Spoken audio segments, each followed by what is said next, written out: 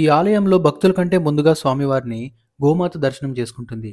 కలియుగ దైవం వెంకటేశ్వర స్వామికి ఈ స్వామివారే ఇంటి దైవం అంట. ఇంత చరిత్ర గల ఆలయం ఎక్కడుందంటే ఆంధ్రప్రదేశ్‌లోని నంద్యాల జిల్లా ఆళ్లగడ్డకి సుమారు 24 కిలోమీటర్ల దూరంలో ఉన్న దిగువ ఓబుళంలో ఉంది ఈ ప్రహ్లాదవరద లక్ష్మీ నరసింహ ఆలయం. సాక్షాత్తు ఆ మహావిష్ణువు ఉగ్రస్తంభాన్ని చీల్చుకొని నరసింహ అవతారంలో వెలిసిన పుణ్యక్షేత్రం ఇది. ఇక్కడ ప్రధానంగా 2 టెంపుల్స్ ఉన్నాయి. కొండపై ఉన్న ఆలయాన్ని ఎగువ ఓబులం అని, కొండ కింద ఉన్న ఆలయాన్ని దిగువ ఓబులం అని అంటారు. మన లాస్ట్ వీడియోలో ఎగువ ఓబులం గురించి, నవనరసింహ టెంపుల్స్ గురించి, bus and train details, room bookings వీటన్నిటి గురించి ఒక వీడియో చేసి మన ఛానల్లో పోస్ట్ చేశాను. వీడియో చివరిలో ఎండ్ కార్డ్స్లో లింక్ ఇచ్చాను, తప్పకుండా చూడండి. ఈ వీడియోలో దిగువ ఓబులం గురించి ఫుల్ డీటెయిల్స్ అయితే చెప్పాను, వీడియో ఎండ్ వరకు చూడండి. ఈ భూమి మీద ఉన్న 4 దివ్యమైన నరసింహ క్షేత్రాల్లో అహోబిల క్షేత్రం ఒకటి. రాక్షసుడైన హిరణ్యకశిపుని సంహరించడానికి, తన భక్తుడైన ప్రహ్లాదుని రక్షించడానికి ఉగ్ర స్తంభాన్ని చీల్చుకొని నరసింహస్వామి అవతారంలో వెలిసిన స్థలమే ఈ అహోబిల క్షేత్రం.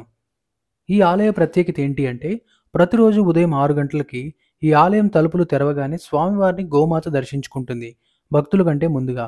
గోమాత ఎందుకంటే దవా మంగేషు తిష్టంతి భువనాని చతుర్దశ, 14 లోకాలు గోమాత శరీరంలో ఉన్నది కనుక ఆ పృష్ఠ భాగంలో మహాలక్ష్మి కొలువై ఉంటారంట. అందుకే స్వామివారు లేచిన వెంటనే అమ్మవారిని చూసేలాగా గోమాతని ముందుగా దర్శనం చేయిస్తారు. ఈ విషయాలన్నీ దిగువ ఓబులంకి సంబంధించిన ఒక ముఖ్యమైన పూజారి టీవీ ఇంటర్వ్యూ ఛానల్లో చెప్తే నేను తెలుసుకున్నాను. అలాగే ఇక్కడున్న నరసింహస్వామి కలియుగ దైవమైన వెంకటేశ్వర స్వామికి కులదైవం అంట.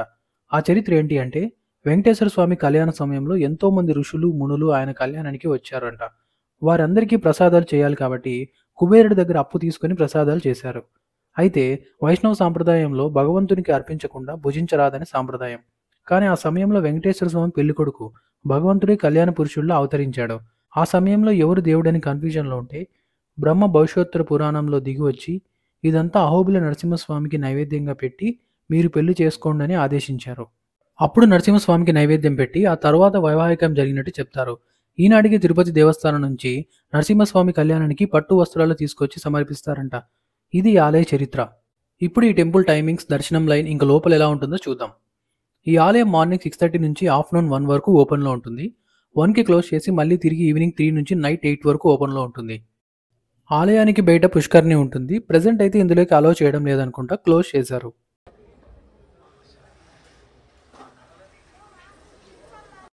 ఈ ఆలయాన్ని విజయనగర రాజులు నిర్మించారు. ఆలయంలోని ఆర్కిటెక్చర్ చాలా అద్భుతంగా ఉంటుంది. ఇక్కడే మ్యూజియం కూడా ఉంటుంది. ఇందులో అహోబిలం ఒకప్పుడు ఎలా ఉండేది, ఇప్పుడు ఎలా ఉంది అని ఫొటోస్ ద్వారా అయితే చూపించారు.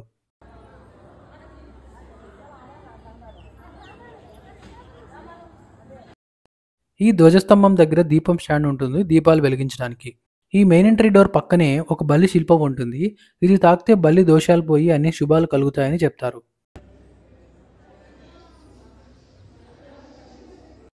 ఈ ఆలయంలో పేమెంట్ అండ్ ఫ్రీ దర్శనం 2 ఉన్నాయి. ఇవాళ భక్తులు అయితే తక్కువ ఉండడంతో ఫ్రీ దర్శనంలోనే వెళ్ళాం. ఇదే ఫ్రీ దర్శనం లైన్. దర్శనం అయితే అయిపోయింది, చాలా బాగా జరిగింది. దర్శనం అయిపోయి బయటికి వచ్చాక ఇక్కడ పిల్లర్స్ మీద శిల్పాలను చూడండి, ఎంతో అద్భుతంగా చెక్కారు. స్వామివారి అవతారాలతో పాటు ఎన్నో శిల్పాలను ఇక్కడ చూడొచ్చు.